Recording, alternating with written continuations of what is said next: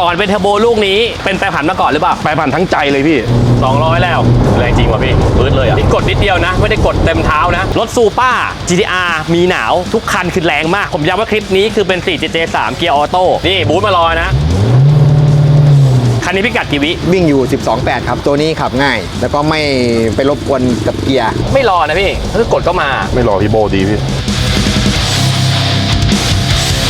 สำหรับการ modify 4JJ3 ในรถ New X เนี่ยผมคิดว่าสเต็ปการทำมีหลายรูปแบบว่าจะเป็นเทอร์โบแปรผันเทอร์โบโค้งธรรมดาเทอร์โบ F5 เทอร์โบปาก44เทอร์โบ 3,000 เยอะแยะวุ่นวายไปหมดแต่วันนี้มาดูว่าจริงๆแล้วการ modify 4JJ3 ให้มันลงตัวให้ได้แรงม้าประมาณสัก350ถึง400แรงม้าพิกัดวิ่งประมาณ12วิกว่าผมคิดว่าไม่ธรรมดานะงบประมาณไม่เกิน 5 ถึง 60,000 ได้ความแรงประมาณนี้350แรงม้าขึ้นไปสำหรับคนที่มีรถรุ่นนี้อยู่ในครอบครองหรือว่าต้องการ modify รถรุ่นนี้ผมคิดว่าคลิปนี้เป็นคำตอบที่คุณต้องมาดูว่าการเริ่มต้นการ modify 4JJ3 เนี่ยควรทำยังไงในเกียร์ออโต้นะผมย้ำว่าคลิปนี้คือเป็น 4JJ3 เกียร์ออโต้รถซูเปอร์ GTR มีหนาวทุกคันคือแรงมากผมบอกเลยเดี๋ยวมาดูกันว่าแต่ละคันเขาทำสเต็ปแบบไหนเริ่มด้วยคันแรกกันเลยปะลุยพี่เอ็มใจหมาครับผมครับพี่ไม่ใช่ใจหมาไม่ได้ด่าพี่เขานะชื่อท่อไอเสียของเขาชื่ออะไรพี่ท่อใจหมาครับพี่ท่อใจหมาคราวนี้อยากถามพี่บ้างว่าท่อไอเสียเกียร์ออโต้เนี่ยสูตรของมันจริงๆเนี่ยควรจะมีหม้อพักหรือไม่ควรมีหม้อพักต้องมีพี่เพราะว่าออโต้เนี่ยในมุมเอ็มนะคือมันเป็นเกียร์ออโต้สิ่งหนึ่งถ้าเราปล่อยโล่งเลยเนี่ยสุดท้ายเกียร์มันจะยานมันจะมันจะอู้ไปหมดเพราะว่ารถเราไม่ได้แรงขนาดนั้นต่อให้แรงมันก็ต้องมีหม้อพักเพื่อกักไว้แต่ถ้าเลย400กว่าไปแล้วอันนั้นค่อยว่าอีกเรื่องแต่ถ้าใช้งานจริงๆเนี่ยออโต้เนี่ยถ้าหม้อมันไม่รับเนี่ยมันจะกลายเป็นเป็นถึงก่อนเป็นเทอร์โบลูกนี้เป็นแปรผันมาก่อนหรือเปล่าแปรผันทั้งใจเลยพี่งั้นขอถามฟีลลิ่งระหว่างข้อดีข้อเสียแล้วกันเพราะโบทุกอย่างมันมีทั้งข้อดีข้อเสียข้อดีข้อเสียโบแปรผันข้อดีข้อเสียโบของโค้งธรรมดามีอะไรที่เราควรรู้บ้างแนะนำแปรผันในมุมเอ็มมองว่าถ้าใช้งานในเมืองใช้ง่ายอะไรก็ได้แปรผันจบอยู่แล้วครับต้นกลางแต่พอถ้าเกิดว่าเมื่อใดที่รถเรารู้สึกว่ามันสุดในเท้าเราแล้วเรารู้สึกว่าเราเบื่อแล้วทำไมแม่งท้ายมันไม่หนักกว่านี้ผมว่าต้องดิบแต่ดิบตรงนี้ผมเลือกเฟกเพราะอะไรไหมสิ่งที่ผมชอบผมไม่ต้องไปแปลงอะไรมันตรงรุ่นแล้วที่ใช้มาในระยะเวลา4 เดือน 3 เดือนเนี่ยผมรู้สึกว่าผมตอบใจนะคือมันไม่ได้ด้อยกว่าแปรผันและสิ่งที่ง่ายเลยคือมันไม่ต้องมานั่งตั้งคีบประกบจบเลยที่ใหม่ทำมาดีแล้วทุกอย่างอยู่ที่คนจูนและผู้คนไล่ของถ้าทุกอย่างของดีเกียร์ดีผมว่ามันจบโม้ไปเยอะแล้วเดี๋ยวไปลองดูเลยว่าของจริงจะแรงขนาดไหนไปดูกันไปครับขอเบิ้ลเดี๋ยวที่นี่ไม่เสียงไว้มีเสียงนิดนึงก็คือสไตล์แบบท่อออกท้ายใช่ครับจะเป็นท่อออกท้ายแบบมีพักโอเคนี่บูทมารอนะ15ถือว่าบูทติดเลยนะเบิ้ลอยู่กับที่ก็มีบูทเลยครับผมสำหรับคนที่บอกว่า 4JJ3 เกียร์ออโต้รอรอบโค้งธรรมดาวิ่งไม่ได้เดี๋ยวไปดูกันมีบูทไหมนี่ไงนี่คือแตะเบาๆนะรอบประมาณ 2,000 เปลี่ยนเกียร์ปกติเกียร์ออโต้ไม่รอเลยนะครับนี่นะโอเคเลยไม่รอลองกดนิดนึงนะอันนี้ประมาณสักความเร็ว50กดเลยนะโอ้โหแรงอยู่ว่ะโบอยู่ก็ในสนามสำหรับโบตัวนี้ที่ผมใส่อยู่นะครับก็เวลาอยู่ 12.8 ครับออกตัวนี่คือฟรีไหมหรอก็มีนิดหน่อยครับแรงม้ามันเท่าไหร่เอ่ยคันนี้ก็เกือบ400นะครับโอเคครับก็เดี๋ยวจะลองขับรีวิวขับธรรมดาให้ดูนะเนี่ยขับไปปกติเลยขับไปพ่อบ้านส่งลูกเนี่ยไม่ได้คลิกดาวนะนี่แค่กดดันลงไปนิดๆเฉยๆเนี่ยก็ตึงๆ 2,000 ในบูทมาแล้วเห็นปะ 2,000 บูทมา15เลยเนี่ยคลิกดาว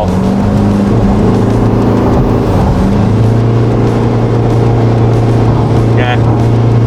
พื้นเลย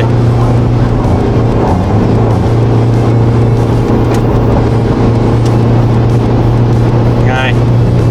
พื้นเลย200แล้วนี่กดนิดเดียวนะไม่ได้กดเต็มเท้านะแรงจริงว่ะพี่ปื๊ดเลยอันนี้เป็นเกียร์ออโต้ไงขับง่ายด้วยไม่ต้องนั่งสับเกียร์ใช่มาเดี๋ยวต่อไปลองขับแบบเมนูดูนะปรับที่ตัวเป็นชิปนี้ลงนะลองดูชิปเกียร์ลงเอาไป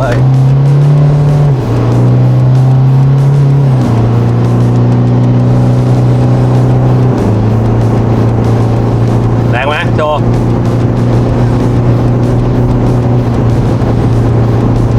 หมดแล้วเกียร์6แล้วเนี่ยปืด200แล้วโหดอยู่นะถือว่าแรงนะพี่คือไม่ได้แรงแบบดึงแบบพวกเกียร์ธรรมดาแต่ว่ามันแบบดึงไปเรื่อยๆใช่ปื๊ดไปเรื่อยลองใหม่เกียร์5เนี่ยรอบเท่านี้กำลังดึงบอกว่า 3,000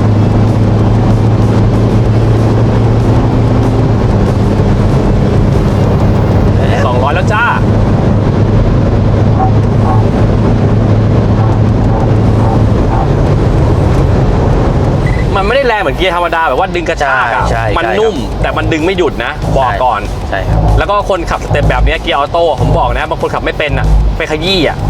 หมายความว่าลากรอบ 4,000 4,500 ไม่ต้องนะขับรถพวกนี้คือถ้าเกิดเป็นเกียร์ออโต้อะรอบ 3,000 3,500 ช่วงนี้คือทอร์กที่แรงสุดแล้วถูกไหมพี่ ใช่ครับ มันจะดึงเยอะสุดคุณไปลาก 4,000 มันก็ไม่ได้ดึงนะมีแต่เสียงเครื่องอ่ะ ใช่ครับ ถ้าเกิดว่าจะทำสเต็ปแบบนี้พี่คิดว่างบเท่าไหร่เอาแค่เทอร์โบรีแมปหัวฉีดปั๊มเอาแค่นี้4อย่าง ก็มีประมาณ 50,000หน่อยๆพี่ โอเคเดี๋ยวข้ามือหน่อยอยู่ติดต่อไปเลย ส่วนเรื่องการเลือกเทอร์โบแปรผันหรือไม่แปรผันลูกนี้ไม่แปรผันนะผมบอกข้อดีข้อเสียก่อน ถ้าเกิดว่าเป็นเทอร์โบแบบคงดิบแบบนี้ความแรงที่มันได้ช่วง 3,000 3,500 มันดึงแรงแน่นอนรอบต้นถามว่ารอไหมคุณดูในคลิปเลยผมว่ามันไม่รอแต่ถ้าเทอร์โบแปรผันเนี่ยช่วงต้นน่ะมันจะดึงแวดเลยแต่พอหมดไปแล้วเลยจังหวะที่มันพาวเวอร์หมดไปแล้วเนี่ยมันจะเหี่ยวแล้วก็เรื่องของเซอร์วิสของตัวครีบหลังเรื่องแผ่นเพลทข้างในเวลาเขม่ามันจับเนี่ยคุณต้องเซอร์วิสบ่อยๆไม่งั้นพอขี้มันค้างเนี่ยเทอร์โบพังส่วนคุณจะเลือกแบบไหนก็ลองถามพี่เล็กถามว่าแบบไหนที่เหมาะกับการขับสไตล์แบบไหนก็แล้วแต่ทางอู่พี่เล็กเนี่ยมีให้เลือกทั้งโบแปรผันแล้วก็โบแบบโค้งธรรมดา ใช่ครับ นะครับแต่คันนี้เป็นโค้งธรรมดานะแต่ฟีลลิ่งการขับผมบอกเลยว่าไม่ต่างกับโบแปรผันคลิกดาวน์ปั๊บดึงเลยแต่คันนี้ตอนนี้ที่ไฟล์ที่ใช้ขับในอัดวิดีโอตอนนี้เนี่ยเป็นไฟล์ที่ ใช้งานครับ เป็นไฟล์ใช้งานนะ ใช่ ไม่ได้ไฟล์แรงนะนี่คือไฟล์ใช้งานนะแต่เราคือต้องการไฟล์แรงกว่านี้นี่เป็นไฟล์อีกตัวหนึ่งที่ควันจะดำกว่านี้ ใช่ เหมาะกับใช้ในสนามอะไรอย่างนี้ ใช่ครับ ถ้าเกิดคุณไม่ห่วงเรื่องกินน้ำมันนะคุณก็ใส่ไฟแรงไปแต่นี่ขนาดไฟไม่แรงนะอย่างขนาดนี้แต่ไฟแรงผมว่าอาจจะเกินไปหรือเปล่าบนท้องถนนแล้วแต่นะอยากให้พี่ฝากนิดนึงว่าในการเลือกใช้เทอร์โบแปรผันกับไม่แปรผันน่ะส่วนตัวของพี่ในฐานะของช่างผมก็ออกแบบเทอร์โบพี่เป็นช่างการใช้งานก่อนใช้เทอร์โบลูกนี้ทั้งแก๊งพี่เลยใช้เป็นโบแปรผันมาก่อนถูกไหมครับ ใช่ครับ อาการฟีลลิ่งระหว่างตอนที่เป็นแปรผันกับตอนนี้พี่ลองบอกข้อดีข้อเสียหน่อยว่าลูกค้าควรเลือกใช้แบบไหน ถ้าถามผมนะครับต้องการขับแบบไหน ต้องถามตัวลูกค้าก่อน ถ้าเป็นเทอร์โบแปรผันถามว่ามันใช้งานดีไหมมันก็ใช้งานดีพี่ แต่โดยสำหรับผมที่ผมทำนะพี่ตั้งแต่ผมถอดตัวนั้นมาผมว่าอันนี้ก็ได้ทุกย่านอยู่นะพี่ก็ต้องลูกค้าแล้วกันว่าจะเลือกแบบไหน เหตุผลอะไรพี่ถึงยอมเปลี่ยนใจมาลองใช้โบที่เป็นโครงดิบ สำหรับผมนะครับผมว่าโครงดิบถ้าเราไล่ให้ถูกนะครับมันก็อยู่สูตรทางร้านเหมือนกันนะพี่แล้วอย่างหนึ่งมันไม่ยุ่งยากด้วยครับมันไม่ต้องนั่งปรับต้องนั่ง เรื่องการรักษาของพวกว่าเรื่องเขม่าไม่เข้าไปในคีบ ใช่ครับสุดท้ายแล้วพี่คิดว่าโครงดิบตอนนี้ที่ลองมาแล้วคือมันสามารถทำการติดบูทอาการฟิลลิ่งใกล้เคียงแล้วกันเรียกว่าใกล้เคียงกับโบแปรผัน ใกล้เคียงครับแต่มันจะได้กลางท้ายมันจะดึงดีกว่าใช่ แต่เป็นคาแรคเตอร์แล้วนะสำหรับโครงดิบยังไงกลางท้ายมันก็แรงกว่าคาแรคเตอร์ของตัวที่เป็นโบแปรผันยังไงตอนรอบต้นมันก็จะจืดกว่ามันเป็นข้อเสียเปรียบได้เปรียบอยู่แล้วโอเคครับอันนี้ขึ้นมาอยู่อีกคันนึงแล้วนะเห็นไหมสังเกตว่าหน้าจอตรงเนี้ยแดชบอร์ดตรงนี้จะไม่เหมือนของอีกคันหนึ่งอันนี้เป็นรุ่นที่ปีเก่ากว่าถูกไหมพี่ใช่ปี23พี่แต่คันนี้เนี่ยสเต็ปการทำเครื่องพูดง่ายๆเหมือนคันนู้นเลยนะทุกอย่างต่างแค่คันนี้เป็นล้อใหญ่ดังนั้นพิกัดการวิ่งจะต่ำลงมานิดนึงไป13กว่า13.8พี่13.8คันเมื่อกี้อยู่ที่12.8พี่12.8โอ้โหต่างกันวิดนึงเลยนะใช่พี่โอเคเดี๋ยวลองขับให้ดูว่าแล้วฟิลลิ่งจะเป็นยังไงติดบูทไหมรอรอบไหมอันนี้ขับธรรมดาให้ดูนะนี่นะขับลอยๆก็บูทก็มีให้ใช้นะครับกดปั๊บเนี่ยกดเนี่ยขับธรรมดาก็ปกตินะไม่ได้หน่วงแบบรอรอบรออะไรนะมันปกติเลยบูทไม่ใช้แน่นอนดูเข็มวัดบูทได้เลยเนี่ยแต่คันนี้เงียบเพราะว่าใส่เป็นหม้อกรองอากาศเดิมติดรถยนต์ด้วยใช่ครับพี่ถ้าเกิดว่าเป็นหม้อกรองพวกเป็นกรองเปลือยยังไงเสียงดังแน่นอนผมไม่แนะนำนะลองคลิกดาวน์ให้ดูเนี่ยบูทมาเลยตึง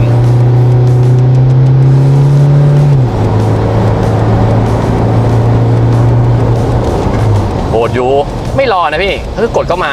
ไม่รอพี่โบดีพี่โบดีแต่เขาต้องจูนดีด้วยใช่แต่ท่อเงียบจริงว่ะอันนี้ไม่มีเสียงเลยเงียบไหมพี่เงียบจริงแต่ละสเต็ปมันก็ไม่เหมือนกันพี่เราตัวนี้ไปใส่รถเดิมวิ่งไม่ได้เลยเพราะว่าช่วงคลายเสียงมันไม่เหมือนกันน้ำมันไม่เหมือนกันอย่าไปหลงทางที่เอามาพักไม่มีแบบท่อแบบว่าเหมือนกับพวกออกหน้าพาวอย่างนั้นวิ่งไม่ได้จริงๆพี่จบเลยมันกลายเป็นว่าคนจูนเหนื่อยด้วยแล้วเมียจะด่าแถว2เนี่ยที่พี่เขานั่งเนี่ยมันจะอู้มากแล้วเกียร์ถ้าเกิดว่ามันชิดๆเนี่ยมันจะกลายมันจะเข้าแบบมันคิดเลยว่ะมิวเอ็กต้องคิดถึงคนข้างหลังด้วยใช่ป่ะมันไม่เหมือนรถกระบะทั่วไปเพราะว่าหม้อพักเราอยู่ตรงกลางพี่เสียงมันจะไปอยู่ข้างหลังเนี่ยแถว2แถว3ใต้5เลยข้างหน้ายังไม่เท่าไหร่นะเพราะว่าแต่ก็อยู่ที่และบุคคลว่าเขาชอบดังไหมถ้าเขาชอบดังก็ชอบไป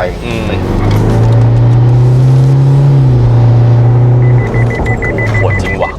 พี่ พี่สวัสดีครับ สวัสดีครับ ชื่ออะไรเอ่ย ชื่อโจ๊กครับ ชื่อโจ๊กเห็นอยู่ละเทอร์โบเฟกแน่ ใช่ ๆแต่ว่าพี่มีทำอะไรอย่างอื่นบ้างในเครื่องนี้ มีปั๊ม มีปั๊มนะมีไส้ปั๊ม มีไส้ปั๊มมีแคม มีแคม คู่ แคมคู่ แล้วก็มีหัวฉีด มีหัวฉีดแต่ว่าในเครื่องไม่ได้เปิด ไม่ได้เปิดครับพี่ โอเคคือเครื่องเดิมไล่ข้างเดียว เครื่องเดิมได้ค่าอย่างเดียว โอเคสเต็ปก็ประมาณสัก350 180ประมาณนี้ไหม ประมาณนั้นครับพี่ ประมาณนี้นะเห็นพี่เล็กบอกว่าสเต็ปนี้ประมาณ 50,000 บวกลบ ประมาณนี้ครับ ใกล้เคียงนี้นะ ประมาณนั้นครับ โอเค ราานั้น โอเคครับพี่สวัสดีครับ สวัสดีครับผม ชื่ออะไรครับ ชื่อต้อมครับผม ชื่อต้อมพี่ต้อมสเต็ปเดียวกับคันนู้นเลยไหม สเต็ปเดียวกันครับ ฝาห้องเครื่องเหมือนกันเลย ผมเป็นคนรื้อประกอบรถพวกนี้ อ๋อโอเค ผ่านมือผมทุกคันครับ โอเค ถามฟีลลิ่งหน่อย ระหว่างเทอร์โบที่เป็นโข่งดิบแบบนี้ 4JJ ถามทรงรุ่นกับเทอร์โบเป็นแปรผัน คิดว่าการขับมันลำบากกว่ากันไหมการที่เป็นโข่งดิบ สำหรับผมนะครับ ตัวนี้ขับง่าย แล้วก็ไม่ไปรบกวนกับเกียร์ความแรง ตัวนี้ก็แรงกว่า ดึงก็ดึงหนักกว่า ครับ ผมใช้แปรผันมาประมาณ 4 ปีแล้วพี่ใหม่ อันนี้ผมเพิ่งมาใส่เมื่อแข่งครั้งล่าสุดผมก็โอเคเลย คันนี้พิกัดกี่วิ วิ่งอยู่ 12.8 ครับ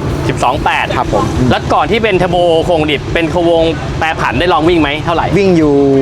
13.1 โอ้ยเยอะนะ เยอะครับ ก็คือไม่ได้ทำอะไรเลยครับ สนามสุดท้ายผมเปลี่ยนแค่เทอร์โบพี่ใหม่ โอเค อันนี้เป็น กำลังดี โชคของ DTS อ๋อโชค DTS ครับผม ของคนไทยใช่ไหม ของไทยนี่ครับ อยู่นครปฐม ใช้ได้นะ คือ ครับ มันสมมุติแบบที่ว่ามันไม่ได้แข็งกระด้างแล้วมันก็ไม่ได้นิ่ม มัน ย้วย เป็นปรับแปดด้วยครับกับแข็งแยก พอดี ครับ เลย อันนี้ เรื่องของท่อไอเสียก็ไม่ดัง ก็ มาก ไม่ดังครับ เป็นของประธานเอ็มใจหมาเลยครับ โอเค ดีจริงๆอันนี้ มี การันตี หม้อพักด้วย มีครับ ออโต้มันโล่งไม่ได้ครับพี่ใหม่ โอเค มันต้องเป็นสูตรนี้ ได้ อ่า ขอบคุณครับพี่ ครับผม ครับ ขอบคุณครับ คันนี้สเต็ปเหมือนกับคันทุกคันที่ผ่านมา 1 กับ 2 จะไม่ถามแล้วว่าใส่อะไรบ้าง ถามเรื่องอื่นดีกว่าทำสเต็ปนี้เมียด่าไหม ไม่ได้ครับ เทปที่ออกได้ไหมเขาดู ได้ บอกว่าทำรถมา ได้ครับรู้ครับ ที่แบบออกเทปไปนี่คือเมียเรียบร้อยนะ ครับ เกมไม่เกมนะ ครับไปเกมไปด้วยกันตลอด งั้นถามอีกเรื่องหนึ่งว่าสเต็ปแบบเนี้ยขับทางไกลรอบต่ำๆครับวิ่งนัก120เหนื่อยไหมขับแล้วมันขับยากไหมติดบูทช้าไหมมีปัญหาอย่างนั้นไหม ไม่มีเลยครับ ไม่มี ปัญหาขับไกลๆอ่ะประหยัดด้วยครับ ถ้าสัก300-400 โล 500 โลน่ะ78 ลิตรสบายเล เคย ย จับมันจริงใช่ไหม ใช่ครับ จับจากหน้าจอหรือจับจากน้ำมันจ จับ ริง จากหน้าจอ 18 แต่ถ้าลงมาจริงๆก็มันอยู่